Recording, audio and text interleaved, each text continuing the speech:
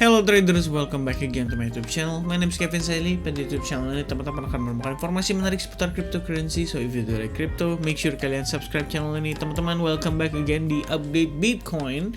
Jadi saya udah 2 hari nggak upload karena kebetulan lagi ada aktivitas dan harus ke Jawa, lebih tepatnya ke Jepara teman-teman, dan itu tripnya luar biasa sekali ya. Saya benar-benar lumayan capek banget ya, baru pertama kali ngerasain yang namanya driving sampai ke Jawa Tengah ya, dan akhirnya kemarin balik dari Semarang itu sekitar jam 8 malam teman-teman, sampai Jakarta itu jam 5 pagi. Luar biasa sekali ya.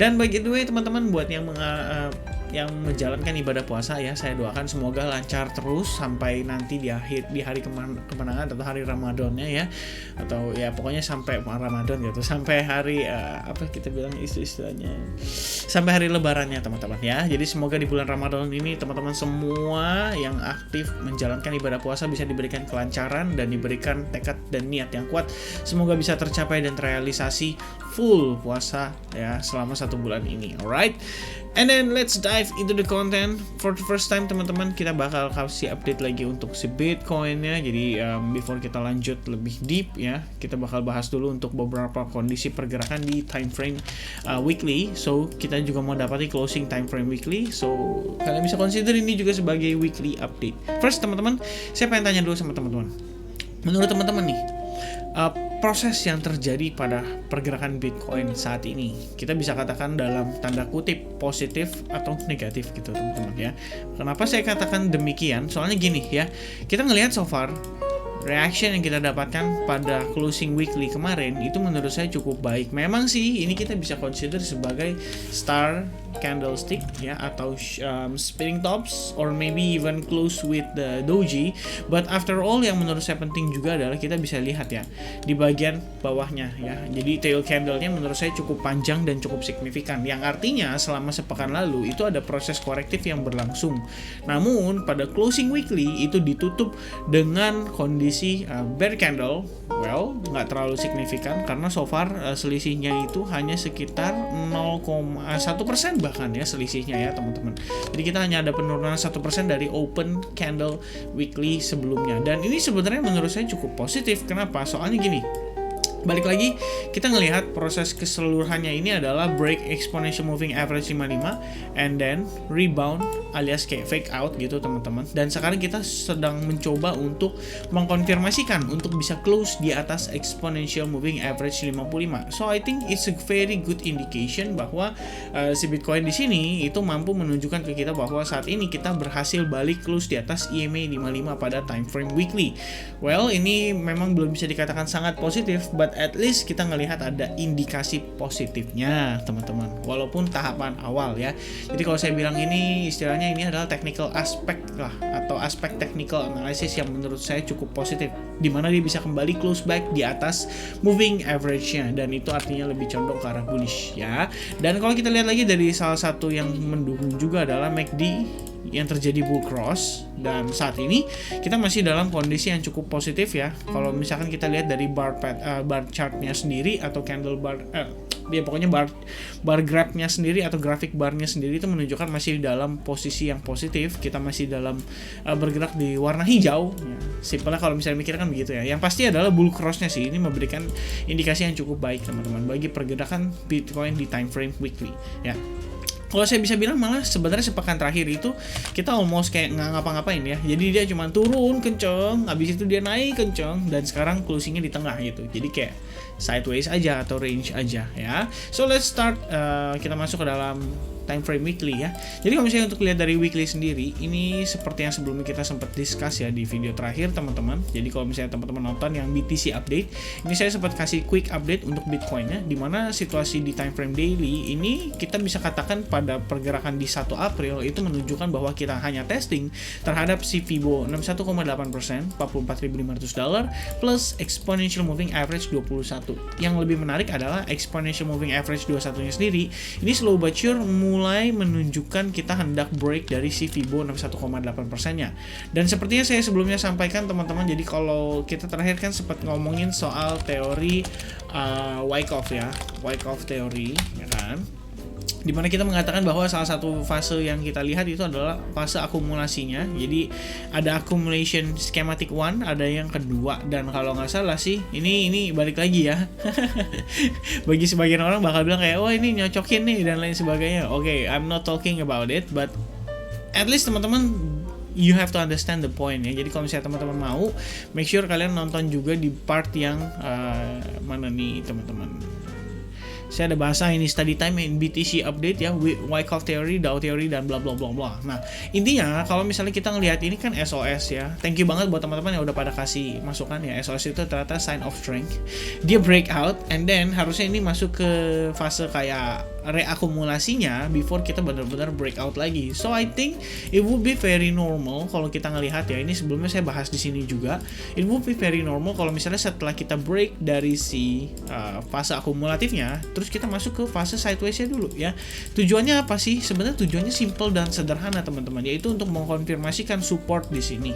Ya, dalam artian, oke, gue udah berhasil breakout nih. Nah sekarang gue pengen lihat nih, lu bisa nggak sih nunjukin ke gue bahwa Bitcoin itu akan bertahan di atas area ini dan menjadikan level ini yang tadinya berupa resistance yang sangat kuat, teman-teman. Balik lagi penilaiannya dari rejection yang terjadi beberapa kali ya, nggak cuma sekali 2 kali loh, ini bisa lebih dari 3 kali.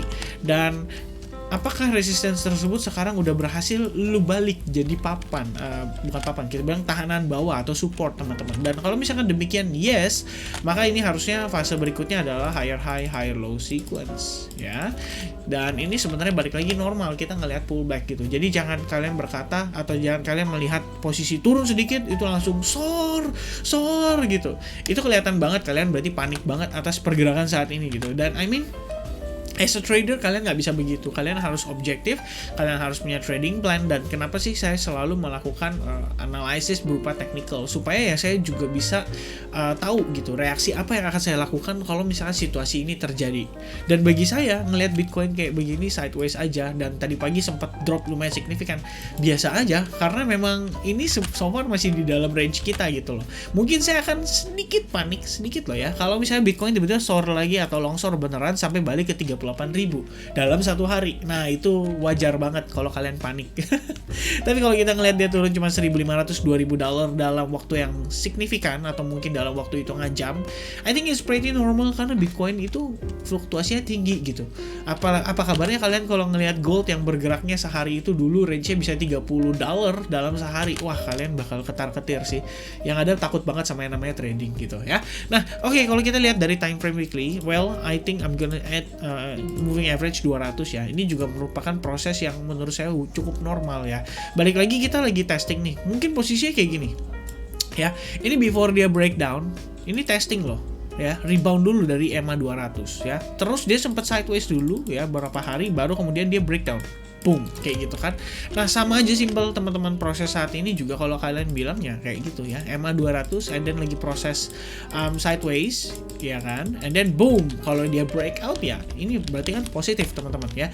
Cuma memang untuk kita ngelihat itu pasti perlu effort, dan saat ini kalau kalian perhatikan ini moving average 200 ya, dan EMA 21 ini kalau si Bitcoin cuman sideways aja di sini, tambah lama dia makin ketemu dan tambah lama dia makin ke squeeze. Nah dia bakal harus decide whether dia breakout atau dia breakdown teman-teman ya. But I think for now kita ngelihat dari proses akumulasi yang sudah berjalan ini ya, kita sudah sama-sama follow up dari beberapa pekan aku lalu. Bahkan kalau misalnya teman-teman following YouTube channel saya ini, kita udah bahas dari Februari mungkin ya Februari sih harusnya. Kita udah lihat lah istilah potensi terbentuk symmetrical triangle. Dan ya, sekarang sudah breakout, jadi akumulasinya sudah berhasil, istilahnya sudah mulai kita masuk ke dalam fase markup-nya. Jadi kalau misalnya di Wyckoff theory sendiri katanya sign of strength ya, teman-teman. Alright, so itu adalah pertimbangan kita. So far kita lihat di time frame daily, so far so good ya, nggak ada masalah. Kita belum melihat something yang signifikan banget, malah saya rasa ini cukup positif ya, dimana kita lihat dia ketes terhadap exponential moving average 21-nya, dan sekarang kita lagi sideways di atas area supportnya, which is ini ada indikasi buyers itu atau whales akan mencoba mempertahankan level atau area ini. Alright, so kita masuk lagi ke time frame hourly-nya. Kemarin saya sempat update sedikit ya untuk SAG. Saya katakan bahwa kita di sini berpotensi banget ngebentuk yang namanya bullish flag, atau maybe kalian bisa consider sebagai kita bisa bilang juga sebagai falling wedge gitu ya. Ini kalau saya kasih lihat teman-teman ya, ini kayak quick update aja saya kasih gitu. Plus bagian atasnya kan ada resistance yang menurut saya cukup kuat juga nahan pergerakan si Bitcoinnya. Nah, resistance itu kalau kalian lihat itu asalnya dari mana? Nih dari sini teman-teman ya. Ini adalah small resistance atau key support resistance, itu juga berdasarkan dari Fibonacci retracement sendiri. Jadi kalau kalian gunakan Fibonacci retracement itu dekat banget sama area Fibonacci 61,8% ya.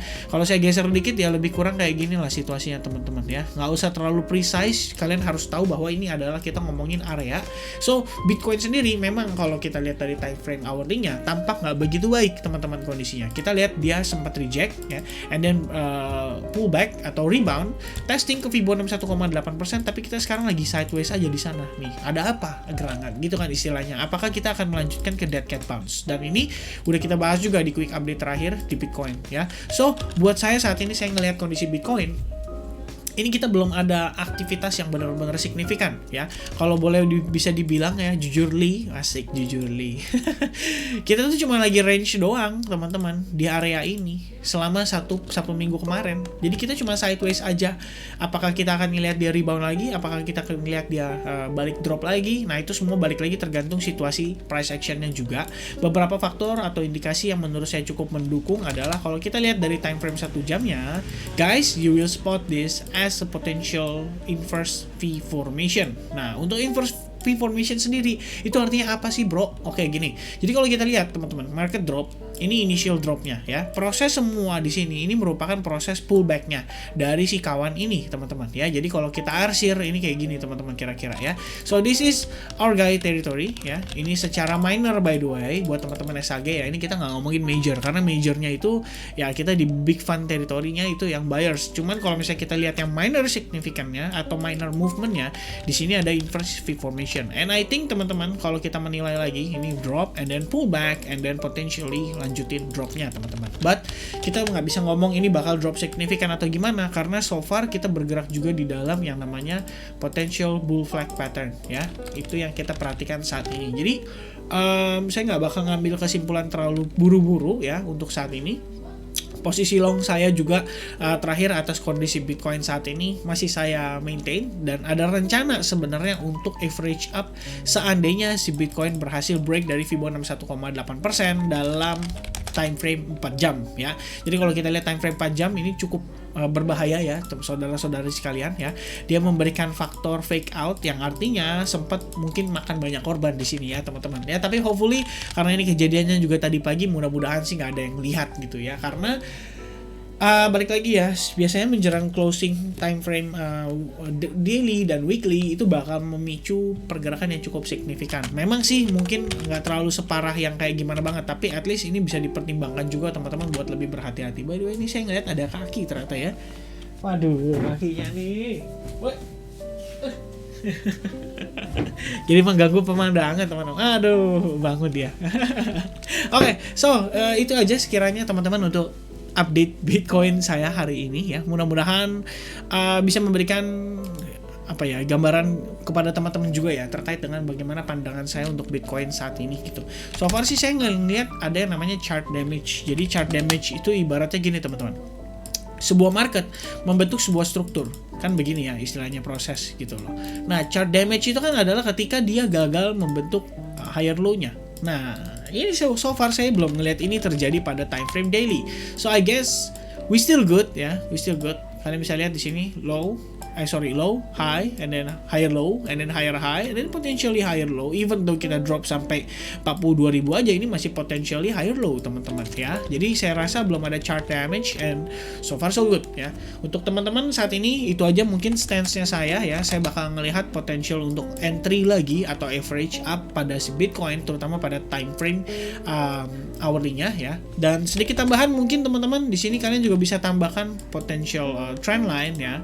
Lebih kurangnya kayak gini ya. Kita lihat nih, kalau misalkan dia berhasil breakout dari sini, wah ini bakal signifikan ya. Tapi kalau misalkan belum, well, maybe kita masih berada di dalam fase akumulasinya. Alright, so kalau misalnya kita ngelihat dia drop, sejauh mana kemungkinan potential dropnya? Well, untuk yang pertama kalian boleh expect, saya gunakan chart ini aja ya di time frame yang baru. Ya, Oke, ini saya belum update, saya belum bersihin ya. You get the idea, Fibo 61,8%. So, misalkan kita masuk ke ABC corrective pattern, maka next potential target kita at least kita bakal balik dulu ke kisaran 44.200 ya. Di situ adalah level support yang cukup signifikan pada time frame daily, dan 44.500 juga merupakan Fibonacci 61,8%. Jadi ini jatuhnya kalau kita turun nih bakal kayak fake out gitu loh ya, teman-teman. Seandainya kita bisa bertahan di atas 44.500. Alright, so I guess itu aja teman-teman update saya kali ini terkait dengan kondisi Bitcoin. Kesimpulan yang bisa saya berikan adalah Bitcoin bagi saya secara mid to long term masih cukup bullish ya so far dari beberapa situasi yang kita bisa pantau sama-sama teman-teman. Nah, sementara kalau misalnya untuk short termnya saya lagi cukup wait and see kita bilang ya teman-teman. Kalau misalnya dia breakout, then I'm gonna add more long position terhadap posisi saya yang terakhir. Dan kalau misalkan dia breakdown, then I'm gonna hit stop loss ya. Sebenarnya bukan stop loss lagi sih, karena posisi saya kan sudah dalam keadaan break even ya. Sementara 50% portion saya udah take profit pada saat di Fibo 61,8% waktu video update yang terakhir teman-teman. Alright, so I think that's it. Thank you very much for watching this video. I hope I'll see you guys again in the next update. By the way teman-teman, thank you banget buat yang udah kasih respon ya terkait dengan study berkaitan dengan risk management. So I guess I'm gonna make that video soon teman-teman. So harap bersabar ya, nanti akan saya sampaikan melalui video di YouTube channel saya, yaitu Study Time Channel. Alright, so I think that's it. Have a nice day everybody. I'll see you guys again in the next update. God bless everyone. Cheers and bye bye.